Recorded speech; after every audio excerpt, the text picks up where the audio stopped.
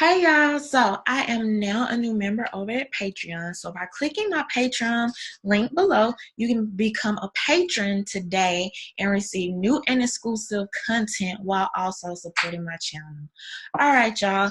So I'm sure quite a few of you are already familiar with the church shooting that happened on Sunday. I'm not going to show the actual video of this, but I am going to show a screenshot. So on Sunday, a deranged gunman walked into a church during service with the intentions of killing people. Okay, that's just what it is. Fortunately, um, a church member, parishioner, and security guard was able to stop the threat with one shot. And I think, unfortunately, two people did pass, and there was about 240 people in the church that day. So he potentially saved hundreds of lives. And so, this is on the upside of the stories that we usually hear. Thankfully, someone, a good guy with a gun, was able to stop the threat. So, overall, this was a good thing. I'm not one of those people. I am not one of those channels that you are going to come to that's going to be like, oh, more people die from this statistically from staring at a microwave too long, or something stupid like that. I personally believe that every untimely death is unfortunate. That's just what it is. So two did pass in this shooting, but like I said, thankfully he was able to save other lives. And if I didn't mention his name is Jack Wilson. Okay. And this was in Texas on Sunday. So not to overshadow anything that happened here, I think this was a very heroic and teachable moment, so much so that I think the Black community could actually learn a lot from this. And this is not to take away from this situation as at all. This is not to take away from anybody grieving the deaths of what happened here. But like I said, I think this is a very teachable moment for a few reasons that I'm going to talk about today in this video. So please, I have a lot to say. Please watch this video to the end, because this is very important. One of my more important videos. So earlier today, I tweeted this. Okay. I tweeted this. Gunman walks into white church, killed in seconds by armed citizens, stopping the potential onslaught of dozens. I will be advocating for Black churches all across America to become this vigilant. Now, as you can see, 815 likes so far. I only tweeted this, earlier this morning, so only a couple of hours ago. 215 people talking. I don't even know how many retweets. So this tweet is getting pretty good engagement, probably the most engagement I've ever gotten on one tweet. A lot of people are really receptive to it. But I want to talk about the people that are not so receptive, okay? I can tell by some of the people's responses to my tweet that the only time you guys ever learn about Black history is probably the Martin Luther King quotes that y'all have to learn in your public school systems. I can tell a lot of y'all don't do a lot outside of that. So like I said, today is going to be a teachable moment. So as a result of this tweet, I got a lot of, no, it's all churches, all people, not just people of color. Why does it just have to be about Black people? This, that, and the other. Okay. Let's talk about why I targeted Black people in this tweet beyond the freaking obvious. Beyond the obvious of me being a Black person, living in a Black community, going to a Black church, okay? And not only that, the obvious of when this happened earlier, okay, where non-Black people were killed because they were not prepared for this type of thing, you could say these are, situations that could be compared and both looked at. So those are just the freaking obvious. But since some people can't understand to even grasp that part of it today, I'm going to go a little deeper to talk about why this is so important for the Black community.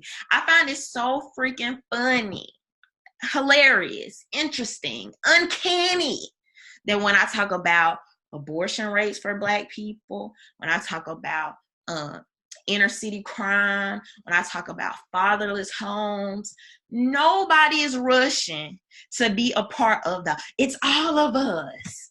I don't see color. Why does it have to be about Black people? Never, not one time I can pinpoint. Not one. But the moment I talk about Black people using their rights in this country, just like other Americans, even so saying, hey, y'all, looked at something that worked, okay, look at this and practice this as something that works, people can't fathom that. They can't seem to grasp the concept. Now, all of a sudden, it's, what about all of us? No other time are people rushing to be all included until I'm talking about Black people protecting themselves. Anyway, let's get into the more important stuff. I'm starting off with a little vent. That's okay. But yeah, let's start off with this article talking about gun violence and some of the statistics of gun violence and how they kind of weigh out. Okay, this is according to theconversation.com. Gun violence in the U.S. kills more Black people and urban dwellers. All right, urban and racial disparities. Within the United States, the odds of dying from firearm homicide are much higher for Americans who reside in cities. 20% of all firearm homicides in the U.S. occur in the country's 25 largest cities, even though they contain just over 1/10 of the U.S. population. Data from the Centers for Disease Control and Prevention show that of the 12,979 firearm homicides in 2015, 81% occurred in urban areas. There is even more of the story. CDC data also shows that within our nation's cities, Black Americans on average 8 times more likely to be killed by firearms than those who are white. The rate of death by gun homicide for Black people exceeds those among whites in all 50 states, but there's a tremendous variation in the magnitude of this disparity. In 2015, a Black person living in Wisconsin was 26 more times more likely to be fatally shot than a white person in that state. At the same time, a Black person in Arizona was only 3.2 times more likely than a white person to be killed by a gun. The combination of being Black and living in an urban area is even more deadly. In 2015, the Black homicide rate for urban areas in Missouri was higher than a total death rate from any cause in New York State. These differences across states occur primarily because the gap between levels of disadvantage among white and Black Americans differs sharply by state. For example, Wisconsin, a state with the highest disparity between Black and white firearm homicide rates, has the second highest gap of any state between Black and white incarceration rates and the second highest gap between Black and white unemployment rates. Racial disparities in advantage translate into racial disparities in firearm violence victimization. Americans are 128 more times likely to be killed in everyday gun violence than by any act of international terrorism. And a Black person living in an urban area is almost 500 times more likely to be killed by everyday gun violence than by terrorism. From a public health perspective, efforts to combat firearm violence need to be every bit as strong as those to fight terrorism. The first step in treating the epidemic of firearm violence is declaring that the everyday gun violence that is devastating the nation is unacceptable. Mass shootings and terrorist attacks should not be the only incidents of violence that awaken Americans to the threats of our freedom and spur politicians to action. So, with that said, I ask of you, if Black people are constantly dying from everyday gun violence, why are these conversations not mainstream until people can label them as terrorists? I mean, if we really care about people dying from gun violence, why does nobody care about these conversations until it can be labeled terroristic? Until it's some type of white-owned Black violence. And we are not looking at these numbers and these stats holistically. When you have people being threatened by these, just trying to live their normal lives every day.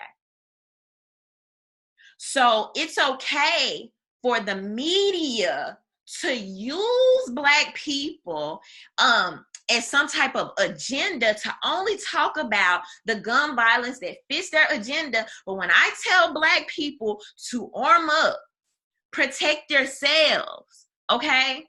Now it's a problem. I'm the problem when I'm trying to combat the problem. Let's keep going. All right? So you may say, well, what about the homicides? Okay? This is according to Brookings.edu.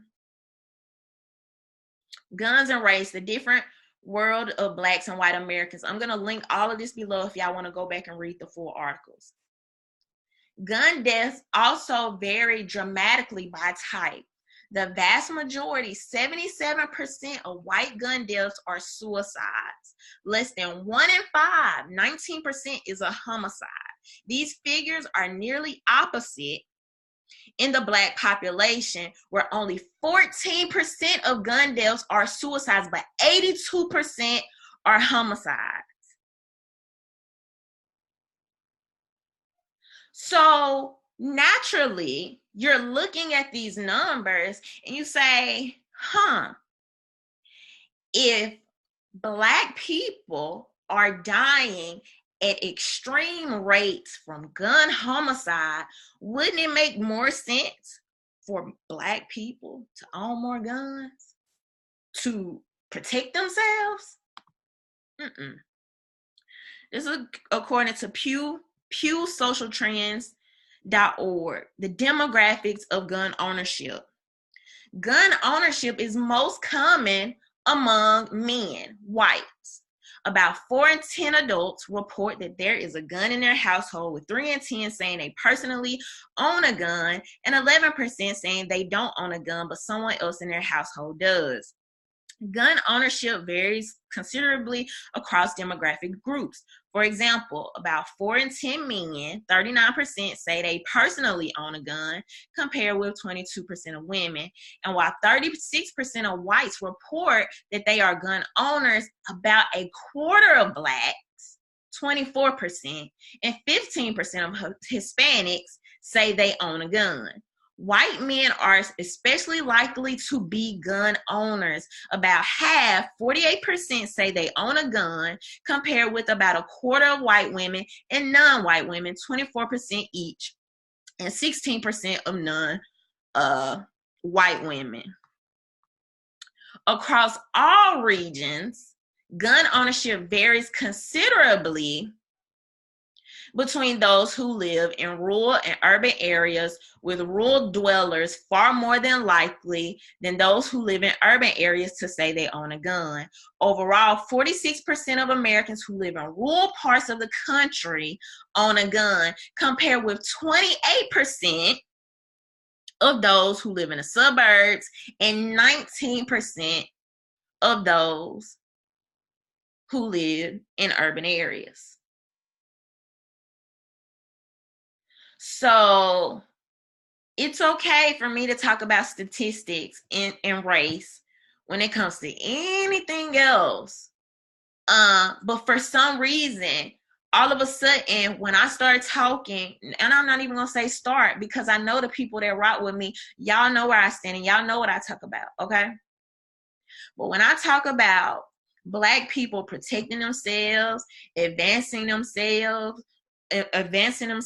learning the laws and encouraging others in the freaking communities that they live in to do the same, now all of a sudden it's a problem. Now all of a sudden you don't see color. But I bet if I was talking about Black babies being aborted or Black baby daddies, y'all will be just fine with color. People need to be aware of their own biases and their own hypocrisy, because at this point it's really, really ridiculous. And some of y'all really need to understand where you fall short. This is why you cannot combat the media, because you don't know how. And instead of listening and learning, you must interject. And that's where you fail. But it's okay, because I'm here to educate. As y'all know, the people that have been rocking with me for a while, I always talk about promoting gun ownership, particularly for Black women, because as y'all know, my channel is all about combating the media narratives. Name mainstream Black people that talk about gun ownership rights that are across all media platforms. Name them. Drop their names. You have a few Black gun rights advocates who may be allowed on certain platforms, but they're certainly not mainstream. They're certainly not national names. They're known in certain sectors. So let's just keep it real here. So yes, color matters. And until we break that barrier, until I see more Black women and more Black men in the media saying, if you look at the statistics, we need the most protection. That's what the numbers are telling me. Somehow this information is not reaching my community. That's what the numbers are telling me. Then I'm going to keep talking about it. I'm going to keep talking about it till I'm blue in the face. I'm never going to stop talking about it. And if many of you could just learn to listen, you will see that we are in fact advocating for the same exact things, okay? Not only this, some of you, I talked about, y'all know all these little Martin Luther King quotes, but some of you seem to not know true Black American history. The implementation, I can't even say the word right now, of gun control was and has always been racist. Don't question it. Don't question me on this. I'm telling you what it is. The same people that will question me on this will turn around. I swear to you, this is how hypocritical these people are. It makes no sense. These same people will say, oh, the Democrat Party's so racist. They're still racist. They're the real racist. But when I talk about gun control, which is a Democratic policy, and I say this policy is racist, the very history of it is racist, now people dumbfounded. You don't understand now. That's beyond your realm of thinking. Make it make sense. Y'all are not consistent. Y'all don't make sense. Like, yes, I'm sorry, y'all. I'm a little on 10. I feel some kind of way because I got to put this stuff out here and make this known. This is why we lose, because we do not talk about these things in common sense ways as it relates to every freaking day people. Okay? So that's why I had to pull out the stats. I haven't done it in a while, but I'm pulling out the stats today, okay? let's look at the racist gun control, since some of y'all don't know. Hopefully we're educating a lot of people here today. It's okay. This is according to the newamerican.com. The racist origin of America's gun control laws. The very first gun control laws in America were slave codes that banned African Americans from owning or bearing arms. As early as 1640, the Virginia legislature, look, see, I'm about to teach somebody something because I just came on here a week ago. I think it was a week ago, and told y'all what's happening in Virginia right now.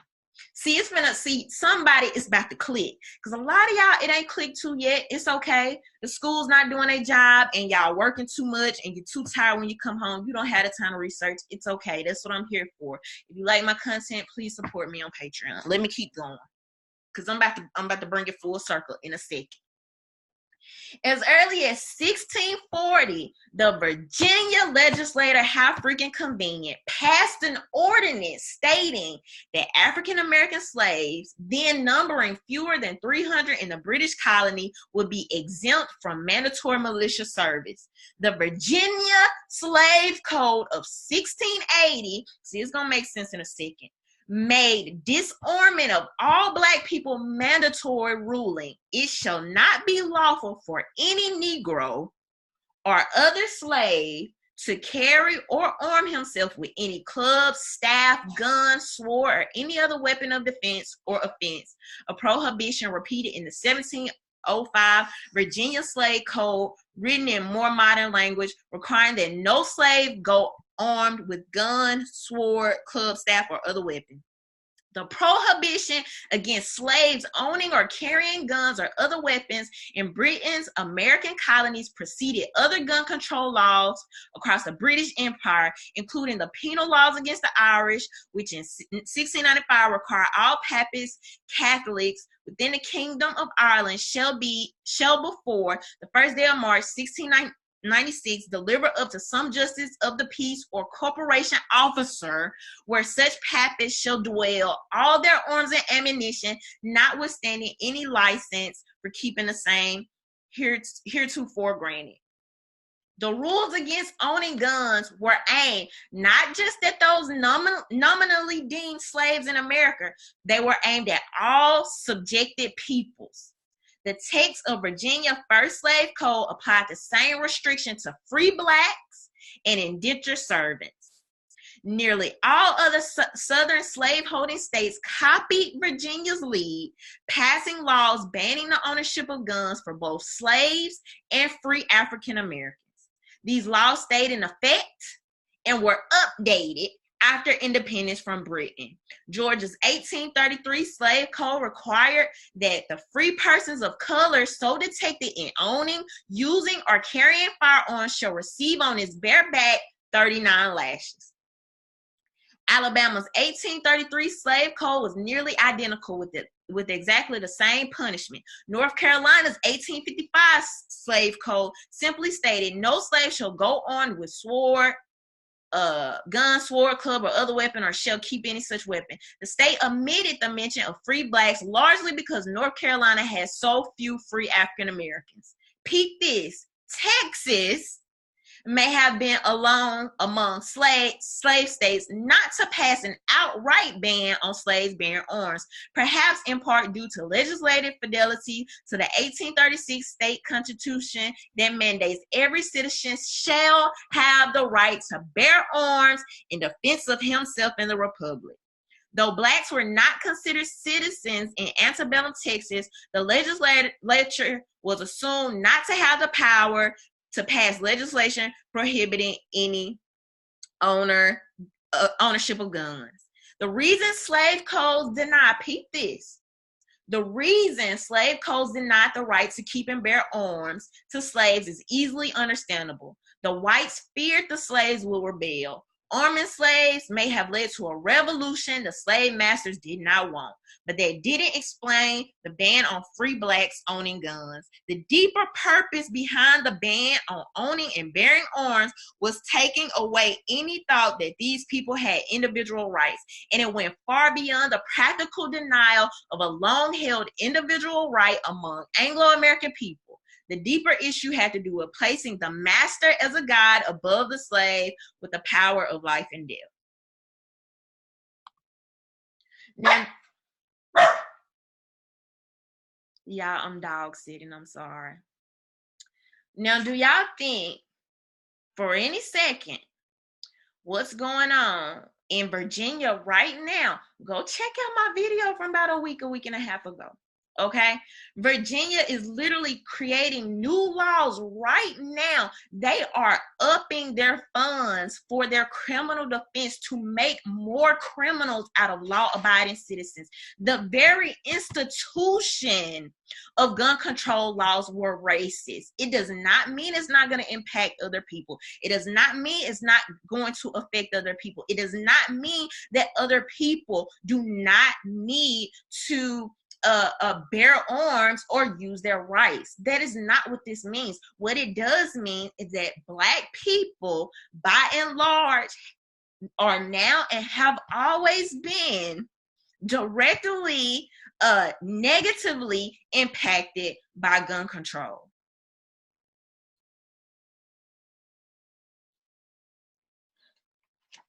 So, for this reason, I will continuously, looking at the data, I will continuously be weary of people who want to block, interject, or all of a sudden want to be inclusive when I talk about Black people taking up arms, using their rights, protecting themselves. I will be weary of you.